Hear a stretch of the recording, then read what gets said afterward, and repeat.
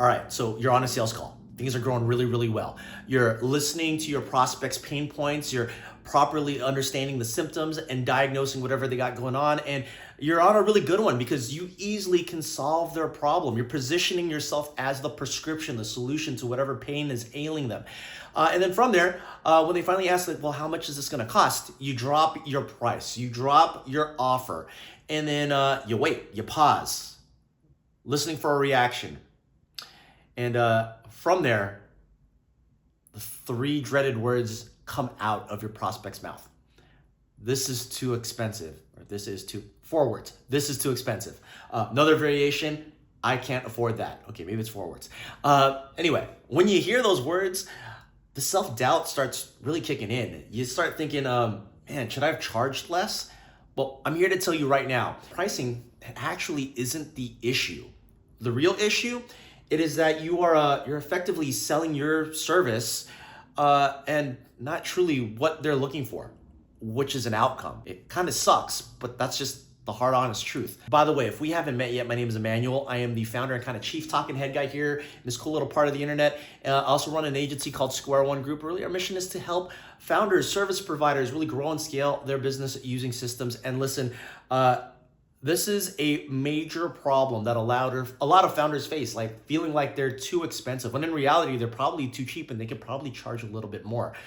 So in this video, I wanna show you kind of the framework for repositioning yourself to be able to charge more money and feel like what you're offering to your clients is a steal. Now, the other little bit of a bonus is be stick around to the end. I'm actually gonna give you a couple scripts that you can use to hopefully practice, rehearse, and diffuse any of those objection bombs that come in the form of, man, I can't afford this. This is too expensive. All right, so listen, I have been on hundreds. Well, you know what? I take it back. I've been on thousands at this point of sales calls. I still do quite a bit of sales myself. And having said that, I do know for a fact at this point that usually an inability to close a client, to close a new customer is not directly correlated to price. Price is actually just a smokescreen. And this is primarily because you truly haven't addressed the root problem of really what they're facing, the true objection, because price isn't it, it's something else.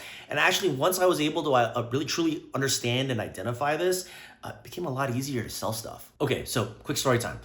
Been working with a really great founder. Her name's Shonda. Now, Shonda has a superpower. She's really good at recruitment and retention at different schools. Now, when she started her agency, she was essentially selling, different services that she can use in order to help with recruitment or retention, whether it be like managing social media, or maybe going to a school to take photos and create content, or maybe, running paid advertising. Now, the problem with her strategy is that she wasn't really able to get really big contracts. The contracts came maybe in the form of a couple hundred or a couple $1,000. Really not enough to move the needle and actually have a sustainable business for herself. So we started working together. And the first thing that we had to address was the actual problem that she was solving for the marketplace and how she was presenting it. End of the day, every school wants retention and they want recruitment. But what ends up happening was when she would go on sales calls, she wouldn't focus on the recruitment and retention. Instead, she would focus in on her services. Oh, I can manage your social media. Oh, I can do paid ads and funnels for you.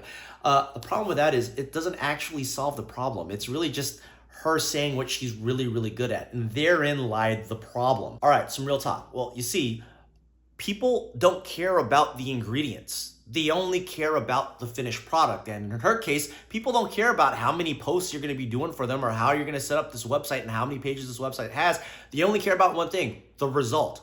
How are you gonna help me? What's the percentage increase of recruitment and retention? And listen, once we honed in and actually addressed the way we present ourselves as a solution to the problem, it became a heck of a lot easier to be able to charge a heck of a lot more money. Now, in her case, she went from charging a couple $100 and getting flinched at because it was too expensive to now charging anywhere from like $60K a contract. She broke 6 figures in less than 2 months. It's an incredible story. Testimonials on our website if you want to take a look. But at the end of the day, the simple shift of not selling yourself as the service and shifting it to selling a result actually helps position you to be a more expensive service provider. So let me break this down a little bit more visually to really help you understand like what's going on here. All right, So your goal is real simple. You have a prospect that is in pain. They're not happy and they want to be taken to the happy place. And the happy place could be that they want better physical health. They want more money. They want better relationships. It could be a number of things. But the key here is that it is not a straight line to get them there, right? It never is. Anyone that says that it's a direct path to that solution, they're probably, full of crap. So let's say it's not factually true. The reality is there are multiple steps that you need to take in order to get them to their goal. And what typically that looks like is something a little bit more like this. A bunch of left turns and right turns, but eventually, they'll get to where they need to go. They'll fix the pain point. They'll solve the problem. Now, here's the main thing that you have to understand with regards to you and your service. It is that, you have experience in this already. You've taken people to the promised land before. So that means that you know what the directions are. You know where to take the left turns. You know where to take the right turns. And if you know them, then the strategy here is real simple. You just need to be able to provide your prospects with a map. And that map that I'm alluding to, it could be something that looks maybe something a little similar to this. A simple program or a series of events that could be maybe 1, 2, 3, 4, 5, 6, 7, 8, 9 steps. But if they follow all 9 steps, they'll be able to end up at the goal. Now, backtrack real quick to that example I mentioned earlier, which was Shonda. Shonda was busy, offering, going to the school and taking photos and creating content, and then maybe, posting on social media, maybe doing some ads, some funnels. Now, as you can see, it's all piecemeal together, and the prospect doesn't actually see the vision of what success looks like, what retention and recruitment for their school actually looks like. But if we can effectively show them, how all of these pieces map out together, are all interconnected, then it becomes a heck of a lot easier to show that, hey, if I do steps 1, 2, and 3, then 4, 5, and 6, and 7, 8, and 9, I'll effectively be able to get to the goal, to get to where I need to get to actually effectively be able to solve the problem that I'm truly hiring you or me to solve. And there, my friends, lies the big problem in terms of you selling yourself as a service and getting the objection that, you're too expensive. When you can effectively provide a map to how you can get your prospects from where they are now in pain to where they want to be, their goal, it validates the ability to actually garner a higher ticket amount, a higher price for your services. And just by simply presenting a plan, as opposed to a bunch of different ideas or a bunch of different buzzwords, hey, guess what? You're going to be able to close a heck of a lot more people. All right, I hope you found some value in this so far. And if you did, really appreciate it. Hit that like button, subscribe button, bell icon, get the notification, all that stuff. Anyway, so as I mentioned earlier, I want to give you a little bit of some framework, some structure, some scripting to help you better deal with this common objection, which is price. So one of the things that I like to do before actually dropping price is a simple temperature check. I like to say, hey, on a scale of 1 to 10, where do you think you land on this actually solving the problem for you? Now, if they say anything under a 10, that means that there's likely an objection there. There's a question that still has yet to be answered. And if that's the case, you simply just ask them hey, why aren't you a 10 yet?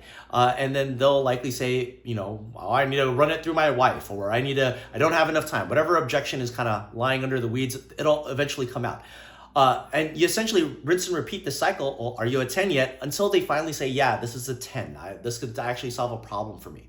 All right, now after you drop price and you still encounter that objection of it's too expensive or I can't afford it, here are 3 really solid scripts that you can practice on your own, you can rehearse, you can role play with a friend, and hopefully it will help diffuse that objection and you'll be able to get to the close a heck of a lot faster. So here's the first one. By the way, the link to these scripts and all that fun stuff, I'm going to leave it in the description below so you can go ahead and download it, steal it, use it, practice it, all that fun stuff. Okay, so the first real common objection when it comes to price and money is cost too much, I just can't afford it, or it costs a lot of money, I can't afford it. So we zoom in.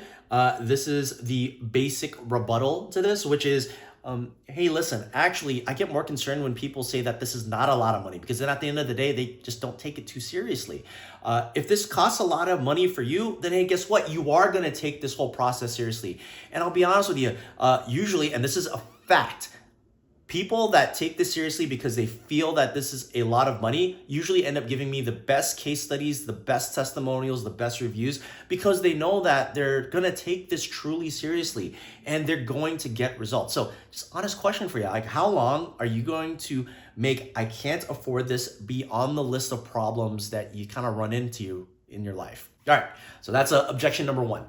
Moving on to the second expensive objection, or money objection, which is, I don't think the cost will get me the results. All right, so, well, hey, honest question. If all this did was get you the result you're looking for, would it be worth it? Probably. Okay, well, if the issue isn't that it's expensive or not, and if the issue truly is the belief that you don't know if this will happen to you, then let's figure out why you don't think this will happen to you. And then at that point, what you do, you attack the belief. You find out, you weed out why they feel that it can work for somebody else, but not them. Then you can go into this last part, which is, hey, listen, I got a full page of testimonials. I got 5-star reviews on Google, on Yelp, wherever. You have some social proof, you anchor to that. And then you say, like, hey, how many reviews do you need to see in order for you to believe that this can actually happen to you? Okay, next objection, handle, the script. By the way, I need to give a quick attribution to Alex Ramosi, because this is his stuff. This is all really great stuff that I learned from him, so feel free to steal it as well. It works. All right.